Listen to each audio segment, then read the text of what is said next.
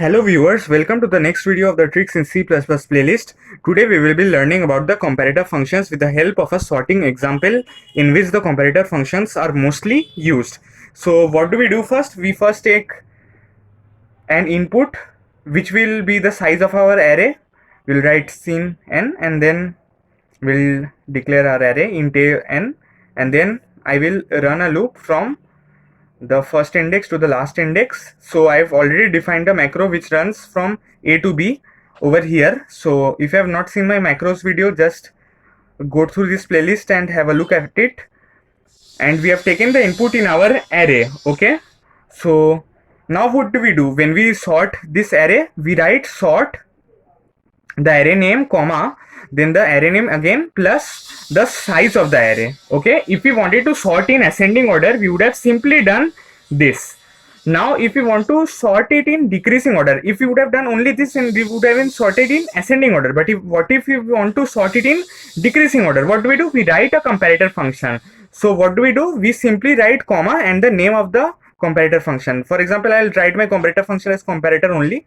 So I'll write this as comparator. Okay, you can just write this as anything. This will be the name of the function, and the name of the function is up to you. Okay, and what if we had written sort of a comma a plus n and then close brackets and semicolon? The array would have been sorted in ascending order. But why are we writing this comparator? So that we can sort it in descending order. So let's see how we define the comparator function. We will write the return type as boolean. So what do? We write bool, and then since we have named it as comparator, we will take the name of the function as comparator, and then what do? We take input in two numbers which will the arguments of this function. Okay, then the opening statement and the closing statement. So what do we want to do? We want to sort it in the descending order, which means the elements which are of the greater magnitude will come first. So what do? We will write if a is greater than b, then return true, else return false. Why return true? Because the return type is boolean. Okay, and why if a greater than b? Because we want to return the numbers which are greater first in the array. So finally our array will be sorted in the descending order. So what do? Instead of writing if a greater than b, return true, else return false, we will simply write return a greater than b. Okay, so if what does this short statement signify? This signifies that if a is greater than b, then we can return true, else we can return false. So in this way, when we will print this array cout ai, we will get the array in the descending order. Okay, so that was all about the video. This was a very short example to understand how comparator functions work in C++.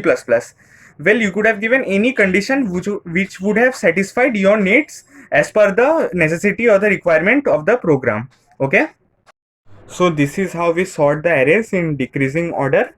So if you carefully notice, this would have been from A to B because we are taking input in A and then running it from A and not 1 as I had written before. So please rectify this.